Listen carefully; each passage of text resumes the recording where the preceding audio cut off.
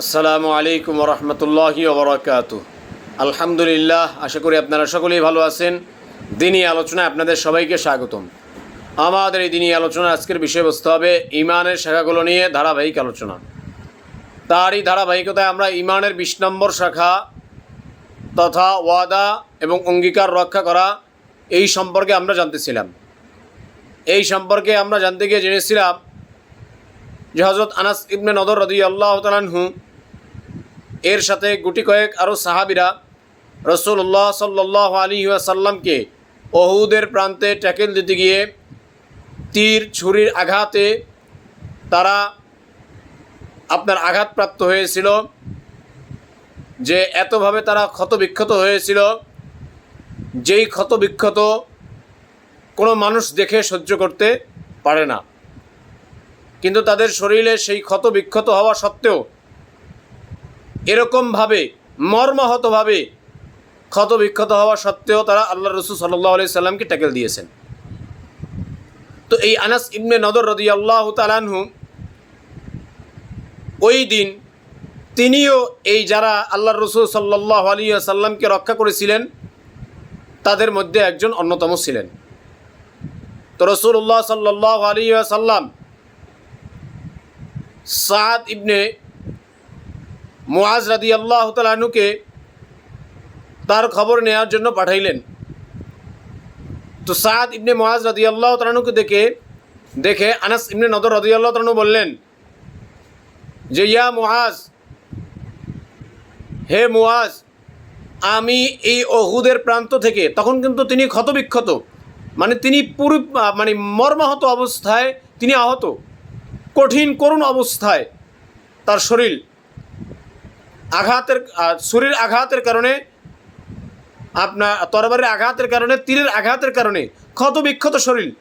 এই অবস্থায় তিনি সাদ ইবনে মুআজ রাদিয়াল্লাহু তাআলা আনহুকে বলতেছেন, ইয়া মুআজ, হে মুআজ, আমার বাবা নদর রাদিয়াল্লাহু তাআলা আনহুর রবের কসম, অর্থাৎ আল্লাহ তাআলার কসম, আমি এই উহুদের প্রান্ত থেকে জান্নাতের সুঘ্রাণ পাচ্ছি। সুবহানাল্লাহ। এই আনাস ইবনে নদর রাদিয়াল্লাহু তাআলা তিনি বলতেছেন যে আমি এই উহুদের প্রান্ত থেকে আমি সরাসরি আল্লাহর বানানো জান্নাতের সুঘ্রাণ পাচ্ছি। সুবহানাল্লাহ। এরপরে তিনি আরও কিছু কথা বললেন। পরিশেষে সাদ বিন মুআজ রাদিয়াল্লাহু তাআলা আনহু তিনি রাসূলুল্লাহ সাল্লাল্লাহু আলাইহি ওয়াসাল্লামের কাছে আসলেন এবং এই আনাস ইবনে নদর রাদিয়াল্লাহু তাআলা আনহুর বিষয়গুলোকে আল্লাহর রাসূল সাল্লাল্লাহু আলাইহি ওয়াসাল্লামের কাছে বললেন যে ইয়া রাসূলুল্লাহ, আনাস ইবনে নদর রাদিয়াল্লাহু তাআলা আনহু তিনি তো উহুদের প্রান্ত থেকেই জান্নাতের সুঘ্রাণ পাচ্ছে। সুবহানাল্লাহ। শুধু তাই না, ইয়া রাসূলুল্লাহ, সে যা করেছে এটা আমি মুআজের দ্বারা কখনোই সম্ভব ছিল না, আমি সাদ বিন মুআজের দ্বারা কখনোই সম্ভব নয়। সে যে বীরত্ব দেখিয়েছে যুদ্ধের ময়দানে, এরকম বীরত্ব দেখানো আমি সাদ বিন মুআজের পক্ষে সম্ভব নয়। তিনি যেভাবে কাফেরদের বিরুদ্ধে লড়াই করেছে, তিনি যেভাবে নিজের শরীরকে ক্ষতবিক্ষত করেছে কাফেরদের বিরুদ্ধে লড়াই করতে গিয়ে, এটা আমি সাদ বিন মুআজের দ্বারা সম্ভব নয়। তার বীরত্ব এটা বিরল। এই কথাগুলো তিনি রাসূলুল্লাহ সাল্লাল্লাহু আলাইহি ওয়াসাল্লামকে বলেছেন। এদিকে আনাস ইবনে নদর রাদিয়াল্লাহু তাআলা আনহু তিনি শাহাদাত বরণ করেছেন।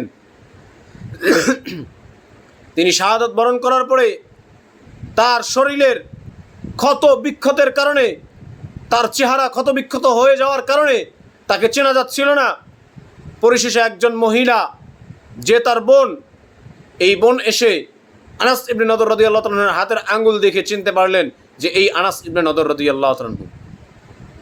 অতঃপর তাকে চিহ্নিত করা হলো যে এই ব্যক্তি হচ্ছে আনাস ইবনে নদর রাদিয়াল্লাহু তাআলা।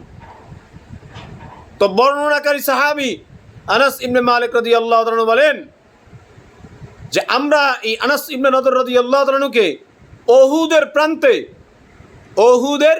প্রান্তে এমন অবস্থায় পেয়েছি যে তার শরীরে 80টা ছুরির আঘাত, বর্ষার আঘাত তার শরীরে ছিল। এমন অবস্থায় তাকে আমরা সেখান থেকে পেয়েছি। সুবহানাল্লাহ। ও মুসলমান, এই ছিল আমাদের উত্তরসূরি। আমাদের উত্তরসূরিরা কি ছিল সেটা আমাদের দেখা উচিত, আমাদের ভাবা উচিত, আমাদের চিন্তা করা উচিত। আর তাদের উত্তরসূরি হয়ে আমরা কি করতেছি, আমরা কি করি, সেটা অবশ্যই অবশ্যই ভাবা উচিত এবং চিন্তা ফিকির করা উচিত। আমাদের ভাবা উচিত এবং চিন্তা ফিকির করা উচিত। তাদের ঈমান কি ছিল, তাদের ইসলামের প্রতি দৃঢ়তা কি ছিল, তাদের আল্লাহ তাআলার প্রতি ইয়াকিন কি ছিল, তারা রসুলকে কি পরিমাণে মহাব্বত করতেন, তারা আল্লাহ তাআলার সাথে কৃত ওয়াদাকে রক্ষা করার জন্য কি পরিমাণে কষ্ট করেছেন, যে তাদের জীবন পর্যন্ত দিয়ে দিয়েছেন, তারপর আল্লাহ তাআলার সাথে কৃত ওয়াদা ভঙ্গ করেননি। এগুলো আমাদের ভাবা উচিত, এগুলো আমাদের লক্ষ্য করা উচিত, চিন্তা করা উচিত। তো এই আনাস ইবনে নদর রাদিয়াল্লাহু তাআলা আনহু তিনি কিন্তু আল্লাহ তাআলার সাথে কৃত ওয়াদা রক্ষা করার জন্য নিজের জীবনকে বিলিয়ে দিয়েছেন, শাহাদাত বরণ করেছেন। তেমনিভাবে আমাদেরও আল্লাহ তাআলার সাথে কৃত যে ওয়াদাগুলো আছে, সেই ওয়াদাগুলোকে পূর্ণাঙ্গভাবে দরকার হলে জীবন দিয়ে দেব, তারপর আল্লাহ তাআলার সাথে কৃত ওয়াদাগুলোকে রক্ষা করব, এই মন মানসিকতা নিয়ে চলা উচিত। আল্লাহ পাক রব্বুল আলামিন আমাদের সবাইকে তার সাথে কৃত ওয়াদা রক্ষা করে এবং দুনিয়ায় মানুষের সাথে যে ওয়াদাগুলো করি, অঙ্গীকারগুলো করি, এই অঙ্গীকারগুলো রক্ষা করে ঈমানের এই 20 নম্বর শাখাটিকে পরিপূর্ণ করার তৌফিক দান করুক, আমিন। ও আখির দাওয়ানা আনিল হামদুলিল্লাহি রাব্বিল আলামিন। আসসালামু আলাইকুম ওয়া রাহমাতুল্লাহি ওয়া বারাকাতুহু।